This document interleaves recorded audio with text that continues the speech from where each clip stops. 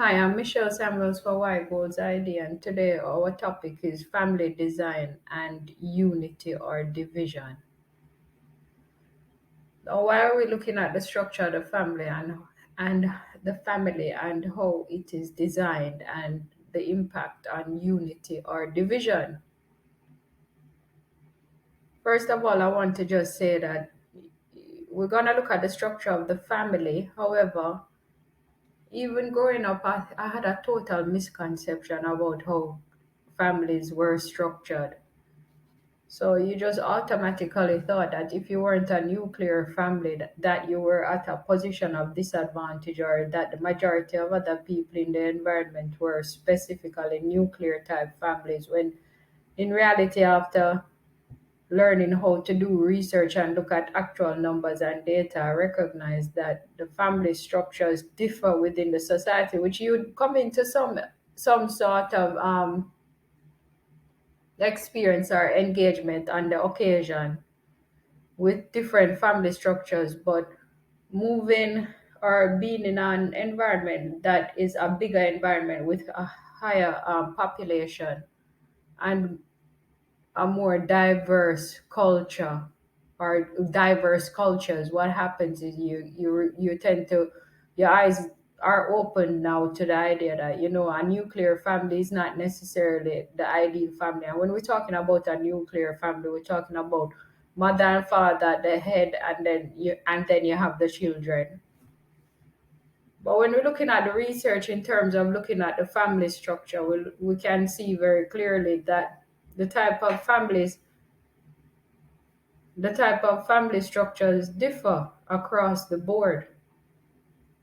We can look at the statistics of it, and the statistics will give us some implications. But let us just do a quick research through Google and just identify what different types of family structures there are.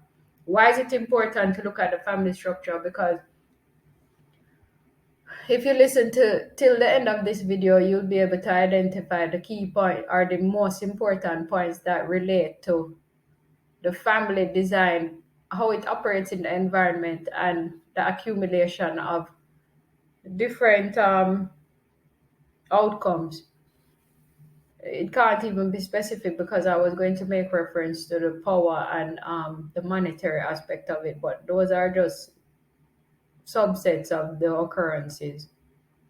So we're looking back at we're not looking back, we're looking at the actual realities of the types of family structures that exist within the environment or different locations across the world. So we tap into Google and we ask about family structure. The family structure, yeah, obviously at the top of the list you'd have the nuclear family.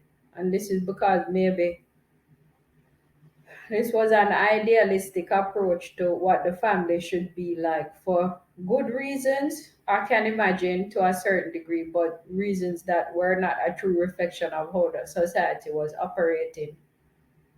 So you have the nuclear family. You here is showing that you have seven types of family structures, and another one is saying 11, another one is saying 12. But let's focus on at least the first seven.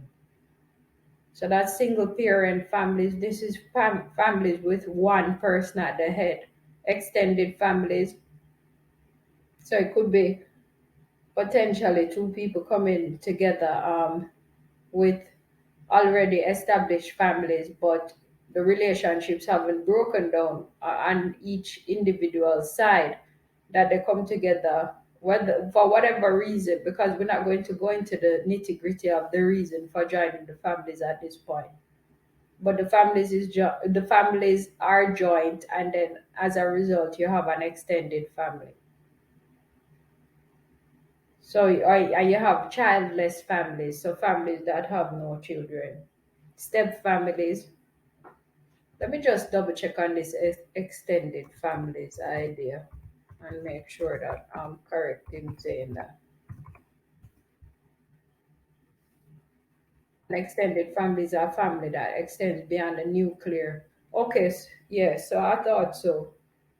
So extended families, because they've referred to extended families and step families. So obviously there's a differentiation. Extended families would be the inclusion, correction of relatives or like aunts, uncles, grandparents living nearby or in the same household. So that's an extended family. That's the differentiation between extended family and step family. So that would be two people coming together. They already have their families, or one party has a family and the other is a single person and they've come together. It can be different combinations, grandparent families as well. And obviously, the list goes on. But irrespective of the type of family unit that you have, which is very relevant because the size of the family is important as well, because the size of the family will also be a determination of the wealth of the family.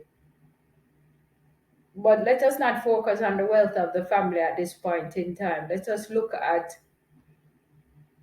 the design of the family and what inhibits or creates the possibility of the family operating on certain different levels on the timeline.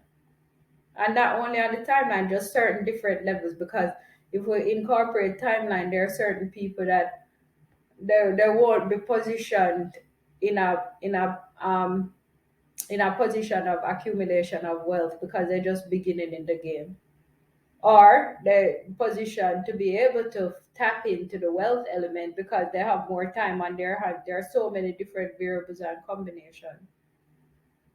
But what I've recognized through my research and just through observation is that the family is at the heart of certain determinants from an economic standpoint, especially. But it's not only the size of the family, because this family can be of a specific size, but the knowledge base is not there. The skill sets are not there. There are certain wealth inheritances, it could be, that are lacking. It could be just varied combinations of things why the family is large, but it's not positioned in an advantageous way. So, what causes one family to be elevated above another family? That's the question. And why is it that it's so important to look at the family?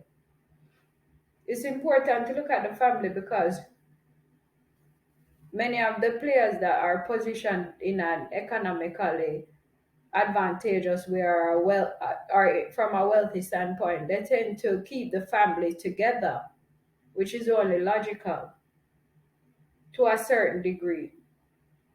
But what causes one family to stay together and another to not stay together?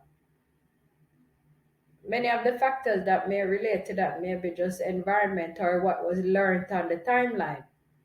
It could be the individual responses of those people that are within the structure of the family itself as well. How those people are designed, how they operate, what they have learned within the environment, what the leaders of the family have learned, which is the head of the family, whether it is one person, two people, or a combination of people.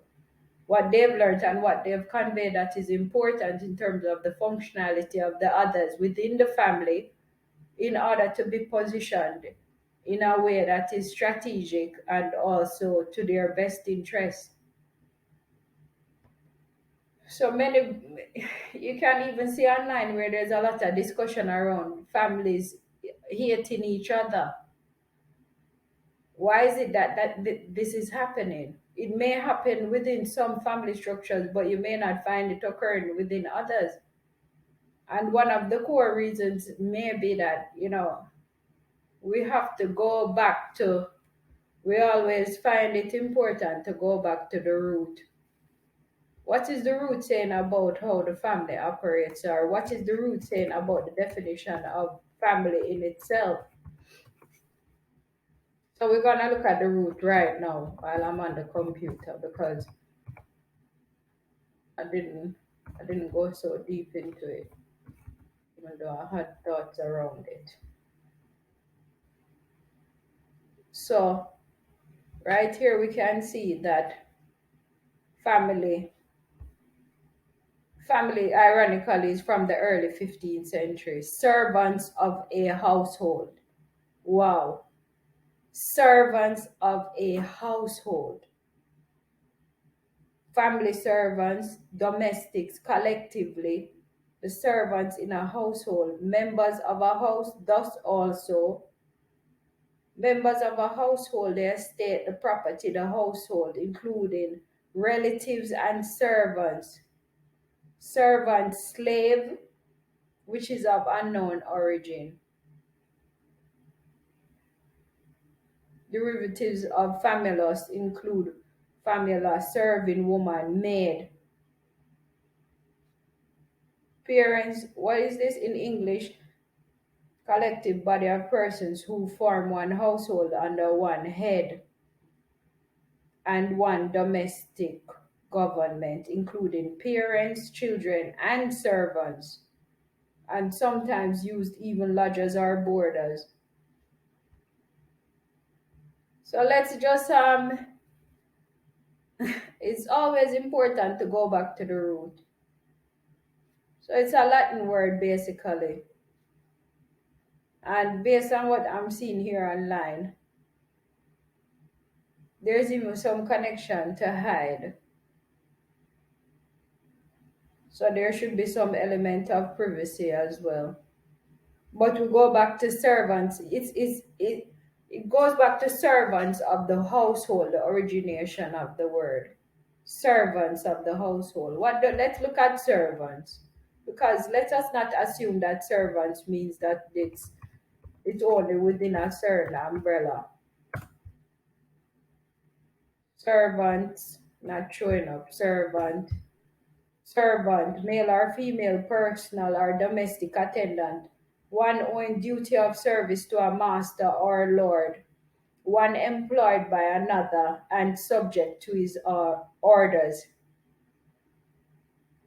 From early 14th century as a slave, also used of bees. Let's not go too deep into the servant because that's a totally different discussion.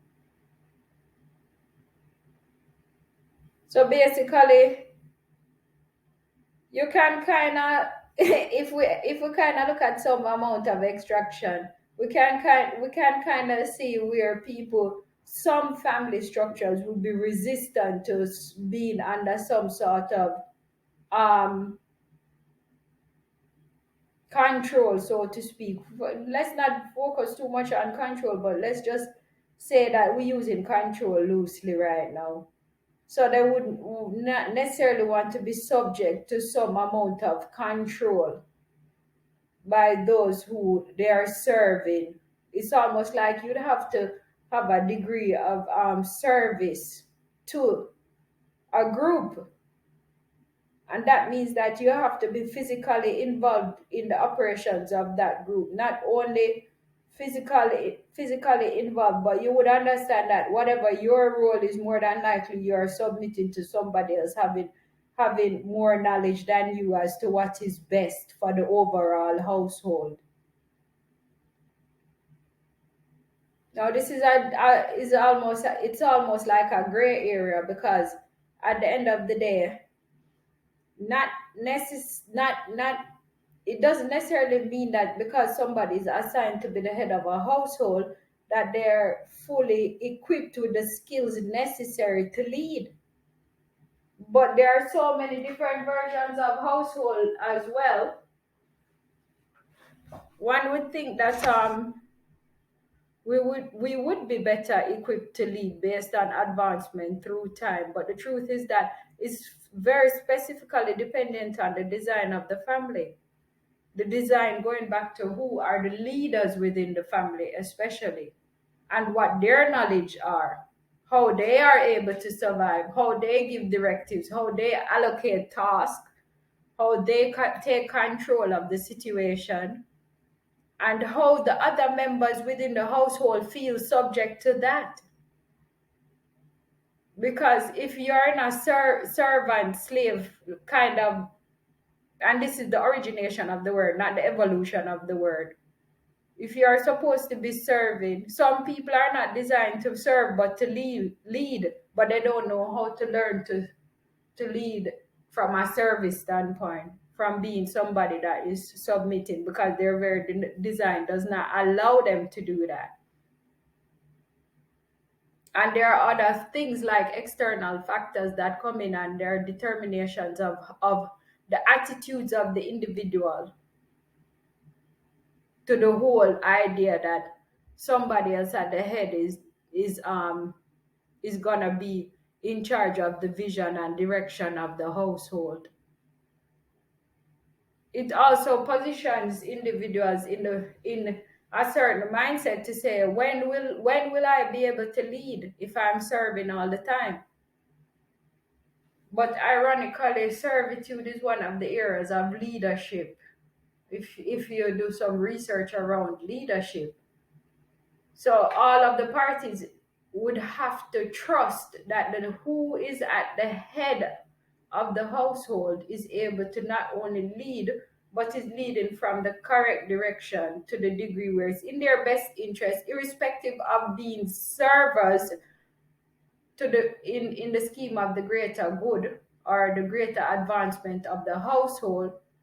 They're still gonna be able to benefit in or benefit from the viewpoint of benefiting in a better way if they're being led rather than trying to lead themselves.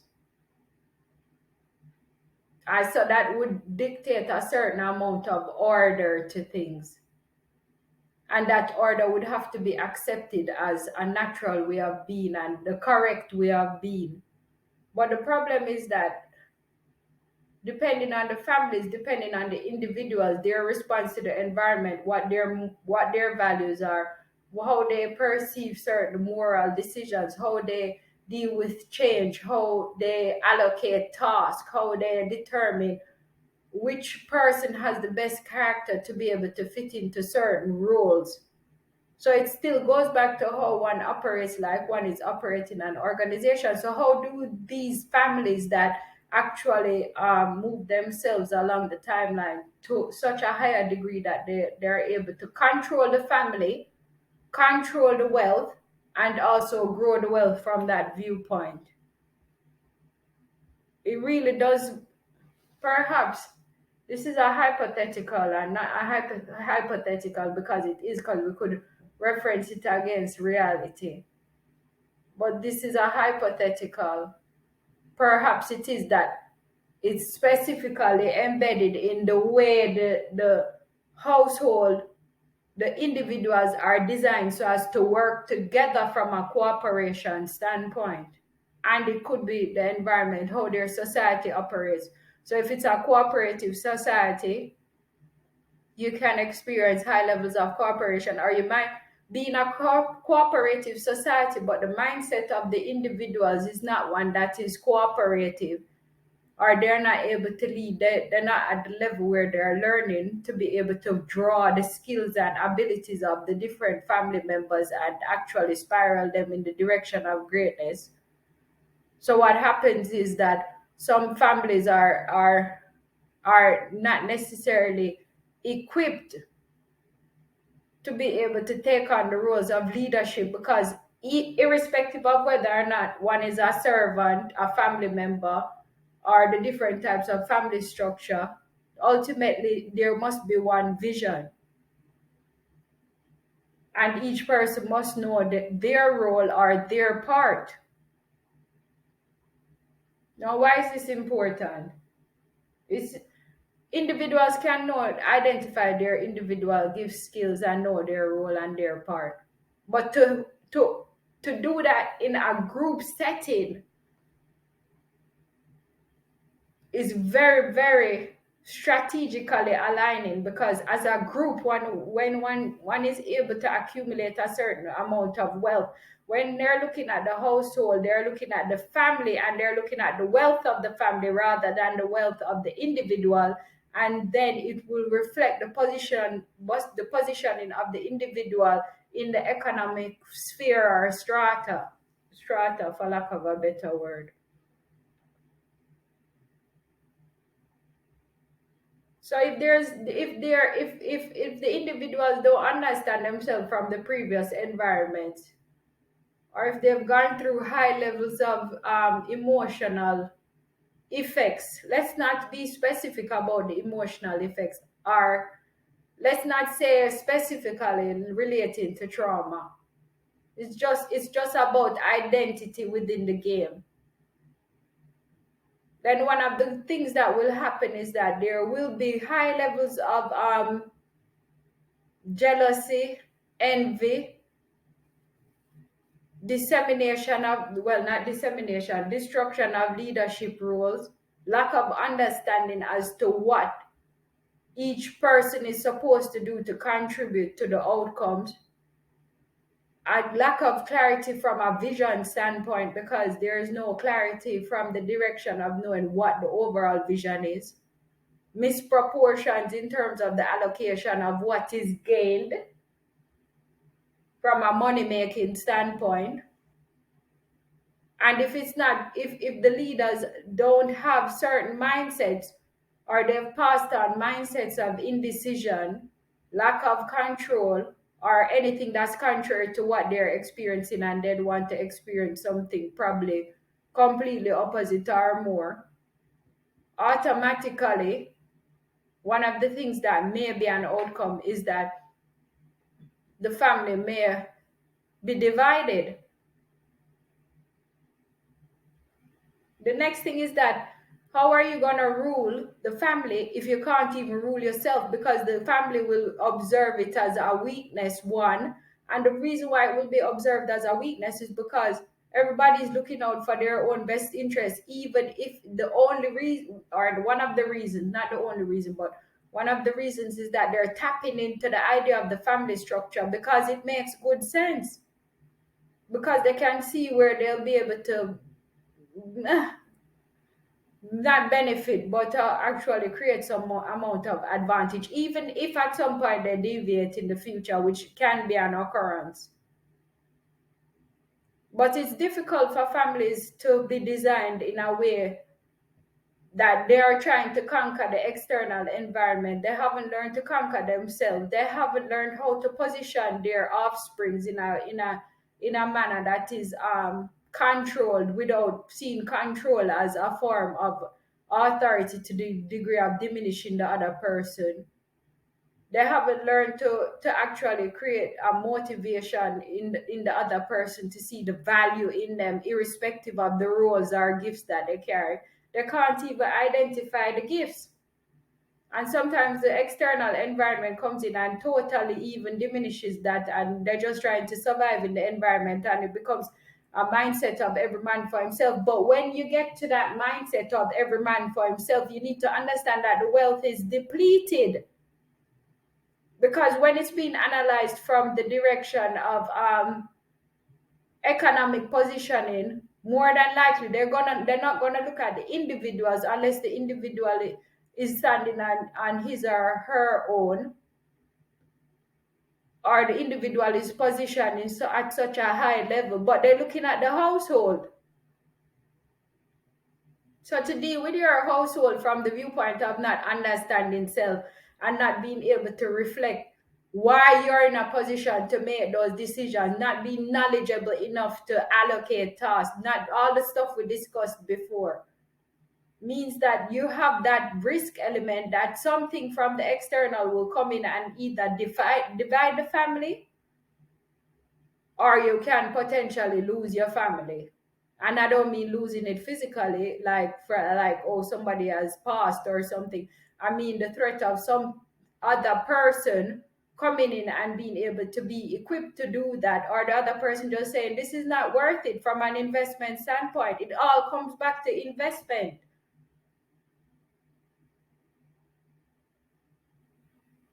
So many people are wondering, like, okay, let's get to the root of it. Why is it that my family hate? Why is it that families hate each other? Why is it that there's a lack of cooperation? Why is it that the family is being destroyed? Why is it that the family is not positioned from a wealth standpoint? And one of the major problems is that there's not a higher sense of leadership from the people who are at the top of the household. They are probably still learning. And also, it's obvious that based on their actions, it hasn't produced any logical outcome, or they contradict their actions privately.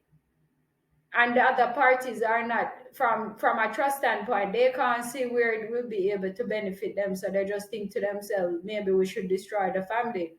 And this can come from the external too, based on the structure itself. Because if you have the idea that, let's say you have a nuclear, you should have a nuclear type family, and that's embedded in your mindset, that's embedded in your psyche from a very early stage. And let's say your family does separate, because you're holding on to this idealistic dream of a nuclear family, but you didn't really take the time to look at the numbers or the research reflecting the fact that there's only a small percentage of nuclear families, or the percentage of nuclear families. Then you look at your situation and you're constantly comparing it to outside factors or how other people operate, and then you don't see the opportunities in the family, you don't see the value in yourself, you don't see the value in the leader at the head of the family. And maybe that's with good reason too. And maybe the things that those leaders or the people at the top of the family learned as to how to operate the family was not correct in terms of positioning them, because they weren't being taught to be able to position from a wider standpoint, or from a advantageous competitive standpoint. They were taught to actually take on maybe a servitude role, when sometimes servitude is necessary, but it's necessary sometimes to move away from servitude and just be completely aligned from a leadership standpoint. And that means a high level of understanding that it's an everyday competition thing. You don't want to be comparing yourself, you don't want to look at the power elements to the degree where it actually frustrates you, or it creates a lack of value in yourself, but you still have to face the reality of the competition. So if families are experiencing unity or division, because I do see some like videos online, I hate my family, they don't want you to progress, and they don't want this for you, they don't want that for you, they're jealous, they're this, they're that, and it could possibly be true. It depends on so many factors that come together to create that actual experience. And sometimes we're in an experience and we don't want to face the reality of how the family members are designed, or how the family members interact with the other family members, or how the family members interact with you. So we hold on to this whole complete idealistic approach to life, saying, oh well, this is how it should go, but the fact is that it's not going that way. So when you find yourself in a position where the family is divided and all that, you have an option, or you have many options, but let's just say you have two options. You can either stay in the family design, look at it from a realistic standpoint, and try and adjust yourself, but that means a higher level of understanding of self and others. Or you can say, do you know what, I'm going to get the hell out of this situation and create my own blueprint, because this is not working historically, so we need to make an adjustment. And not because a family is divided doesn't mean that they cannot be unified, but it means that those who are leading the family, plus convincing the other members of the family, and being able to change in the direction of moving towards the specific outcome of unity, would mean that you have to put effort and work in. It is very clear in the meaning of the word. You have to put work in. You have to be basically operating from a viewpoint of being putting work in. Servant, slave standpoint, family servants, domestics, collectively, the servants in a household. And some people don't necessarily want to operate on that tangent.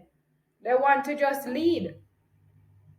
So leadership may pull them in the direction of being alone, because they don't operate within the constructs of how the word operates. And let us forget about the meaning of the word and just look at the word in itself. We can highly see where if one is connected to the family, one has that risk of being able to not be in an advantageous position, because the family that you're from, the way the family operates will highlight certain wins, will highlight the level of advantage that you have, will highlight the knowledge of the family, will highlight your positioning within the economy, will highlight the wealth that you acquire. This is how the world is designed to operate. And you have an option which you can tap, and if those go the completely reverse way, and there are no wins, or there are very small amounts of wins, the wealth is diminished, the knowledge is very low, those aspects of it, there may be some possibility of just breaking up the family, because it's not is but the problem is the recovery from all of that when you don't really know what the root cause is. So I'll always go forward. Let's not say go back, but go forward to the fact that you have to look at self. And if you are the head of the family, if you are the head of the family, it's almost like you're the CEO of your own organization. How you gonna run that organization and lead the people that are in service to you in the in because nobody works with an organization because I mean, some people love to work, but they work and choose certain organizations. The reason why they do that is because they see where they can make money, or they can grow in the organization, or there's some aspect of something that will position them in an advantageous, or even at least from a survival standpoint.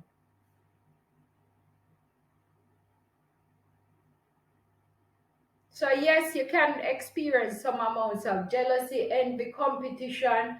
You can say, "Oh, this person is that, that person is this," but that's not really the root cause of the problem. The problem is actually looking at yourself in the whole context of things. Where do you want to be positioned, and looking at the realistic variables that you face, irrespective of the fact that it's family. And if it is that the family structure is not operating at that standard, and you put in change elements in place, you're trying to push for it, and maybe it is that the design of one person or two people in the whole game is more inclined towards the direction of wealth because that was the experience previously, or that was the knowledge level of the individuals that passed on those attributes to them, and then they're saying let's go, let's go, let's make change, but the other parties are saying forget this, we're not bothered, because there's a clash in the designs, there's a clash in the designs, and there's a clash in the vision, and there's a clash in the understanding and the knowledge. And although no one person has the answer, no one is willing to submit to one vision, because the leaders at the top are not in a position to be able to make them see where it makes logical sense. So I'm gonna close this video right now, but it's food for thought for all of us. How are you operating your household? How are you going to position yourself? It makes no sense to look at it and say, okay, you know what? My family broke up previously, or I have parents that are divorced, so automatically I'm going to carry on this historical behavior. Because no matter what direction you want to take it from a wealth standpoint, they're going to look at the household and the family. So you have to make a clear decision. If it means that you have to make a decision to try and change the family and that doesn't work, then you have to create a new blueprint, and you have to take as a possibility, not as a necessity. You have to take that responsibility to be able to position yourself to lead the family. That means that it will take work on your part.